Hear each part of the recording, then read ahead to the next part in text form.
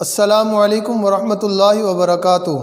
میرا نام عمران صادق ہے اور میں آپ کا اسلامیات کا ٹیچر ہوں۔ عزیز طلباء کرام، ہم نے پہلا چیپٹر اس اسلامیات کا مکمل کر لیا تھا۔ آج ہم جو کہ رسولوں پر ایمان کا اس کا نام تھا، آج ہم ہمارا دوسرا چیپٹر شروع ہو رہا ہے، اس کا نام ہے اسلام میں عبادت کا تصور۔ اسلام میں عبادت کا تصور، یہ ہمارے دوسرے چیپٹر کا نام ہے۔ اس کے اندر ہم عبادات، نماز، روزہ، زکوٰۃ، حج، ان کی تفصیل پڑھیں گے اور ان کی اہمیت و فضیلت کا ذکر بھی ہوگا اس کے اندر۔ تو آج ہم اس چیپٹر کا آغاز کرتے ہیں۔ سب سے پہلے اسلام میں عبادت کا تصور ہے کیا، عبادت سے مراد کیا ہے؟ تو بک کھول لیں، میں نے آپ کو پہلے بھی بتایا، کتاب کھول کر ہی لیکچر آپ کو سمجھ آئے گا۔ سب سے پہلے اسلام میں عبادت کا تصور کیا ہے؟ اسلام میں عبادت کا تصور بہت وسیع ہے۔ اگرچہ اسلام نے نماز، زکوٰۃ، روزہ اور حج کے ذریعے عبادات کا جامع نظام دیا ہے، اس کے علاوہ دیگر اخلاقی، معاشی اور معاشرتی تعلیمات پر عمل کرنا بھی عبادت ہے۔ یعنی صرف نماز، روزہ ہی عبادات نہیں ہیں، بلکہ اسلام نے معاشی تعلیمات بھی دی ہیں، معاشرتی طور پر زندگی گزارنے کے طریقے بھی بتائے ہیں، اور ان تعلیمات پر عمل کرنے کا نام بھی عبادت ہے۔ یعنی ہم اپنی روزمرہ کی زندگی بھی اگر اسلامی تعلیمات کے مطابق گزاریں گے تو یہ بھی عبادت میں ہی شامل کیا جائے گا۔ اس کے علاوہ انسان پر حقوق العباد کی ادائیگی بھی اللہ تعالیٰ کی عبادت ہے۔ اللہ تعالیٰ نے انسانوں اور جنوں کو اپنی عبادت کے لیے پیدا کیا ہے۔ اللہ تعالیٰ کا ارشاد ہے، وَمَا خَلَقْتُ الْجِنَّ وَالْإِنسَ إِلَّا لِيَعْبُدُونَ، اور میں نے جنوں اور انسانوں کو اپنی عبادت کے لیے پیدا کیا کہ میری عبادت کریں۔ اب یہاں پر مقصد تخلیق انسان بھی بتایا گیا ہے کہ اللہ تعالیٰ نے انسان کو کیوں پیدا کیا۔ اللہ تعالیٰ نے انسان کو نہیں بلکہ جنوں کو بھی صرف اپنی عبادت کے لیے پیدا کیا، جیسے کہ قرآن پاک کی آیت ہے۔ یہ آپ کا ایکسرسائز کا شارٹ کوسچن نمبر 1 ہے، اللہ تعالیٰ نے انسانوں اور جنوں کو کیوں پیدا کیا؟ اس کا جواب لگائیں گے آپ اپنی عبادت کے لیے۔ اس پیراگراف کا آخری جملہ آپ لگا لیں گے، اللہ تعالیٰ نے انسانوں اور جنوں کو اپنی عبادت کے لیے پیدا کیا ہے۔ قرآنی آیت کا ترجمہ بھی لکھ سکتے ہیں آپ کہ میں نے جنوں اور انسانوں کو اپنی عبادت کے لیے پیدا کیا۔ اسلامی عبادات میں سب سے پہلی جو افضل اور پہلی انسان پر فرض ہوتی ہے وہ ہے نماز۔ نماز کے بارے میں اب ہم پڑھیں گے۔ آج ہمارے ٹاپک کے اندر صرف یہ 2 عبادات شامل ہیں، نماز اور زکوٰۃ۔ پہلے ہم نماز پڑھیں گے، نماز کے بارے میں پڑھیں گے۔ نماز کیا ہے؟ اسلامی عبادات میں سے سب سے افضل نماز ہے۔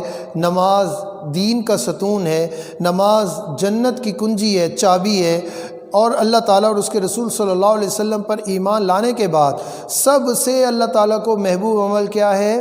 وہ نماز ہے۔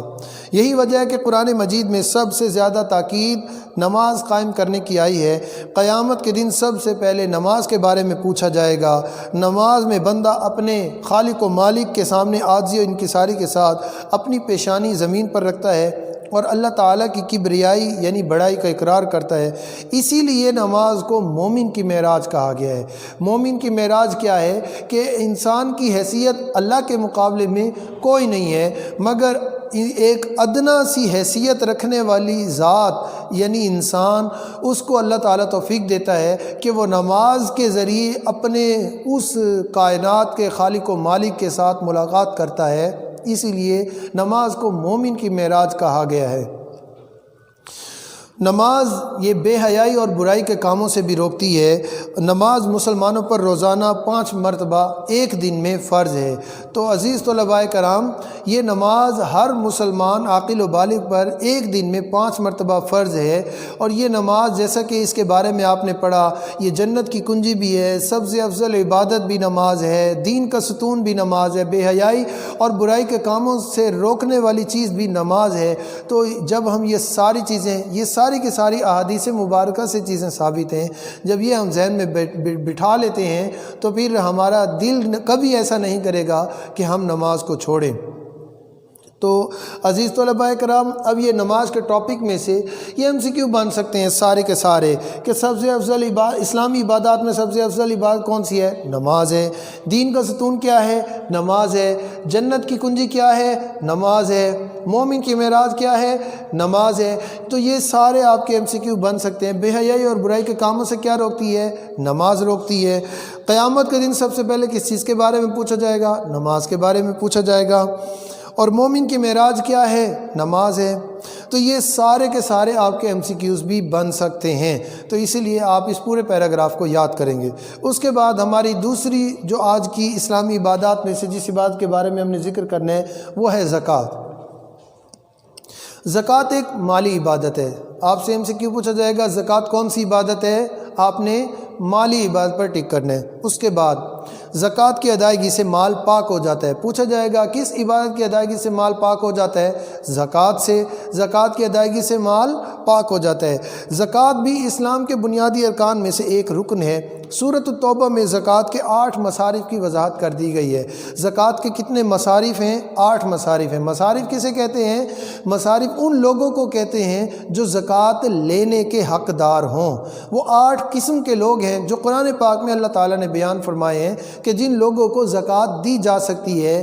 مصارف زکوٰۃ سے مراد مستحقین زکوٰۃ بھی ہم لے سکتے ہیں، یعنی وہ لوگ جو زکوٰۃ کے مستحق ہوتے ہیں، جن کو زکوٰۃ دی جا سکتی ہے، جو زکوٰۃ لے سکتے ہیں، ان کو ہم مصارف زکوٰۃ کہتے ہیں۔ وہ 8 قسم کے لوگ ہیں۔ وہ کون کون سے ہیں؟ فقراء یعنی فقیر لوگ جن کے پاس کچھ بھی نہ ہو کھانے کے لیے، مساکین جن کے پاس کچھ ہو اور مگر ان کی ضروریات پوری نہ ہوتی ہوں، عاملین یعنی اسلام کی خاطر کام کرنے والے، نو مسلم نئے مسلمان ہونے والے یعنی نئے لوگ جو مسلمان ہوئے ان کو ان کے پیچھے قبیلے والوں نے، گھر والوں نے نکال دیا ہو اور عاق کر دیا ہو کہ اب تمہیں ہماری جائیداد سے کچھ نہیں ملے گا، اور وہ بالکل کنگال ہو کر اسلام کے دائرے میں اگر داخل ہوں تو اسلام کہتا ہے کہ ان کی حوصلہ افزائی کے لیے ان کو زکوٰۃ کے مال میں سے ان کو مال فراہم کیا جائے تاکہ ان کی حوصلہ افزائی کی جائے اور وہ اپنی زندگی پرسکون طریقے سے گزار سکیں۔